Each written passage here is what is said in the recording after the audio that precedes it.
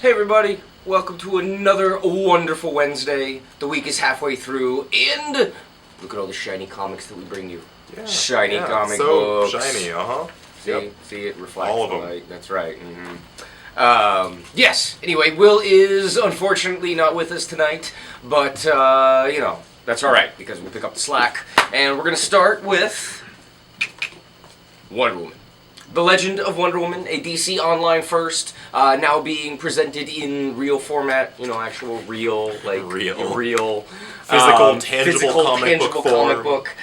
Written in pencil by Renee Delise, inks, colors, and letters by Ray Dillon. This is kind of a little bit of an out-of-continuity kind of origin type of thing of Wonder Woman. Really good place if you're just kind of wanting to dive in. Maybe you're not digging the Meredith and David Finch duo on the regular Wonder Woman.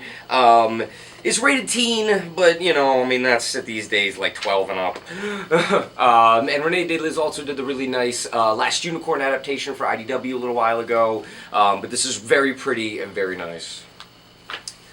Alright, and you're going to start seeing a bit of a pattern here pretty fast, because I've got another #1 over here. This one from Marvel. This is the second volume of Dan Slott and Michael Allred's, with Laura Allred, of course, inseparable. Right? Silver Surfer. This is following up in the last volume, which introduced Dawn... I want to say her name is Dawn Granger, but I'm pretty sure that's someone else entirely. Greenwood! Yes. Dawn Greenwood, like Greenwood, where we live. There's a place where there.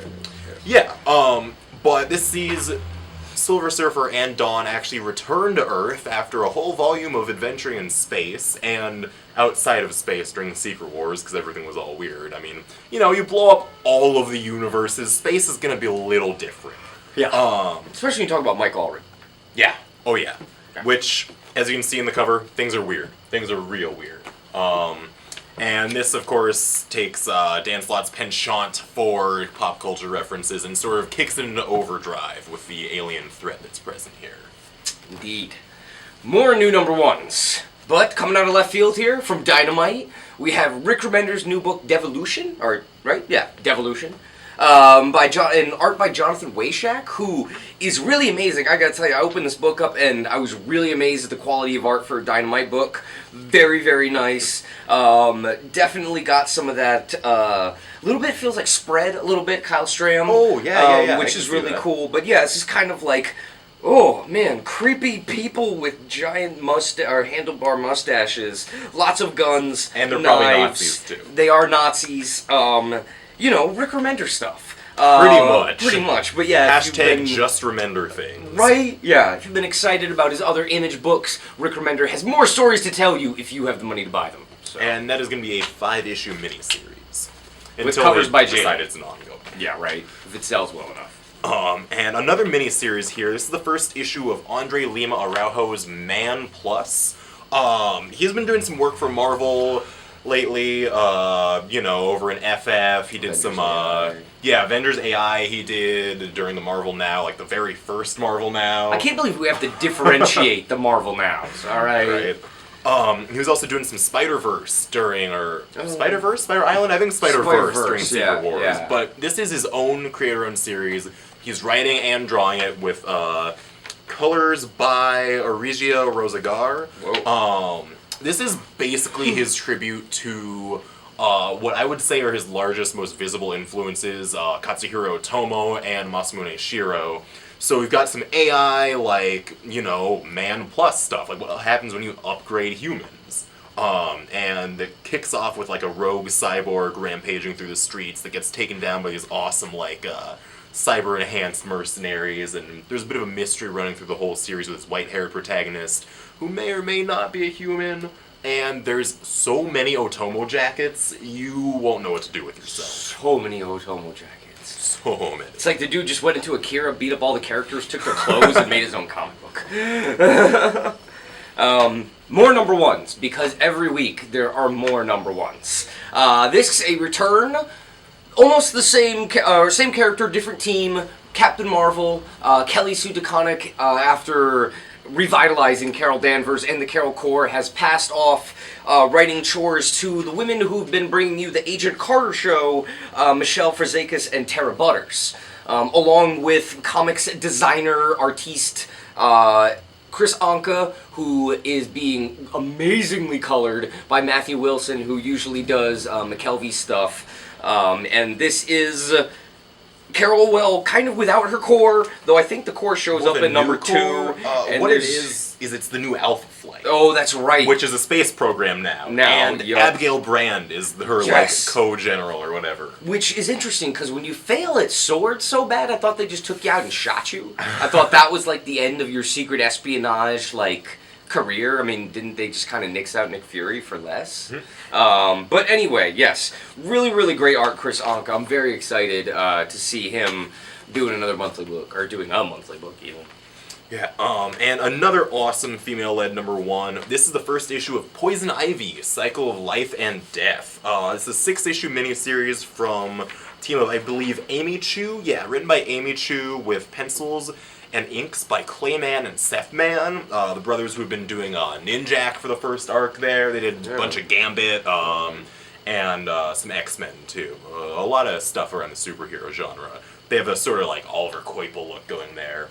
But this follows Poison Ivy. I don't know if she's so much going straight at this point. Like, she's been, on some superhero teams. She worked with the Justice League recently. She was on Birds of Prey when they relaunched that. But she's getting a job. Right? Why? Right? Because she is a scientist. She has a degree. Multiple degrees, probably. Yeah. So she gets a job in Gotham. There's actually a nice cameo by the Gotham Academy kids in here. Oh, cool. One of her famous friends shows up, and then there's a murder.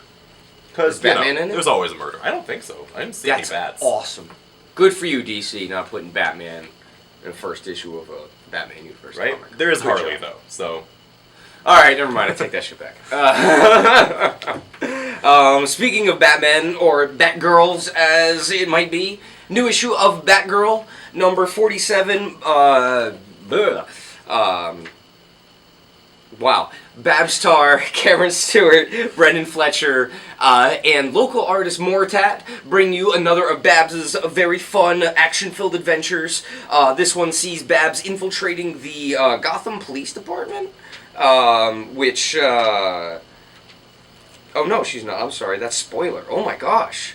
Ooh, Spoiler's back again. Yeah, Spoiler's in it. They got Bluebird, Harper Row from Snyder stuff. Which is very cool. But yeah, I'm glad to see that she's back. And just very fun action stuff. Mortat does really great girls in action and men in uniforms. And lots of, military gun stuff. But very fun from DC Comics. And speaking of very fun, Ulysses Varinas has a new series out. Possibly one of the funnest artists in comics. But did you know he's also a writer?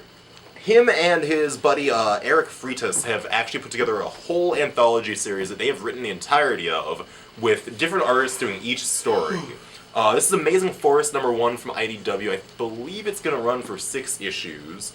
This was previously available online through, I think, Comixology and Gumroad. But IDW has seen fit to publish their own version of it that you can actually get your greasy mitts all over. The real version. Yes, the real, as we've established. Yeah. This is the only real version.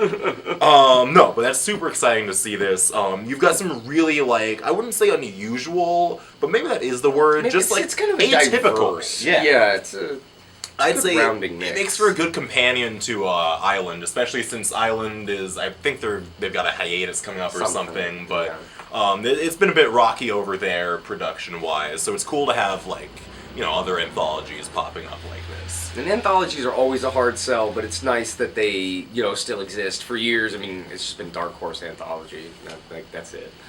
So, and finally, from Tradmore's boards and computers, we have the next issue of Luther Strode.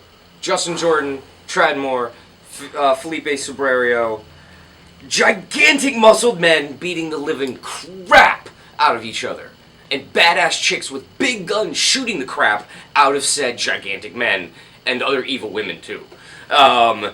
The last issue was straight up like Russian forest fighting. No, the last issue was the gun issue. Oh, that was that's the John right. Woo, That like, was the John Django Woo issue. Unchained, And then the issue urban before that cowboy was crap. God. Yeah. And then this issue is some serious, like, desert action. It's like the Lawrence of Arabia Yeah, issue. this is some totally Lawrence of Arabia stuff. Oh my god, it's... Yeah, and we're getting some backstory on Delilah, who Yeah. I'm pretty sure is literally Delilah from, like, the Samson Delilah myth. Yeah, I would assume so. But, oh my god, number 4 out of 6, we're close. So close. So close. And another Image book here that has actually been a huge, even huger than the wait for the new Luther Strode. Nowhere Men, number 7. This exists. Yeah, mainly because we didn't think it was going to come out. Ever. Ever. So many false starts since the end of the last arc, but it is Like finally 2 years here. ago. Yeah, a while ago. This is Eric Stevenson, the publisher of Image Comics, baby. Whereas his current series, They're not like that. yeah, They're Not Like Us, is his version of the X-Men, essentially. This is him doing the Fantastic Four, but also the Beatles at the same time. Yeah. It's just a wonderful book. If you haven't read the first volume, that's still in print. They've done a couple recent printings of that. It's some of the wildest, like, body horror sci-fi you'll be able to find in comics right now. And it's also just really, really nicely written. Like, even the pages where people are just standing around and talking, I'm like, oh, well, this is very engaging. Yeah. Like, nice. And to replace Nate Bellegarde, we have Dave Taylor, who recently did the... or did his stuff in Island come out yet? Because he was supposed to do something for Island, speaking of being on Rocky production schedule. And Emmy Lennox, Yeah. the artist on Plutona and Emmy Town, doing kind of a framing sequence almost, as it were. Yeah, following one of the daughters of the Big Four scientists in this universe. But yes, very excited to have that back. Another very popular Image book that makes its return that will be shipping monthly for 6 issues, apparently. Yes. Don't hold us to it. I believe That's it. what they say. I believe it. If it exists, then yeah. Indeed. And that's about all this week. We'll hope to see you all today and enjoy your week. We'll see you all next Wednesday.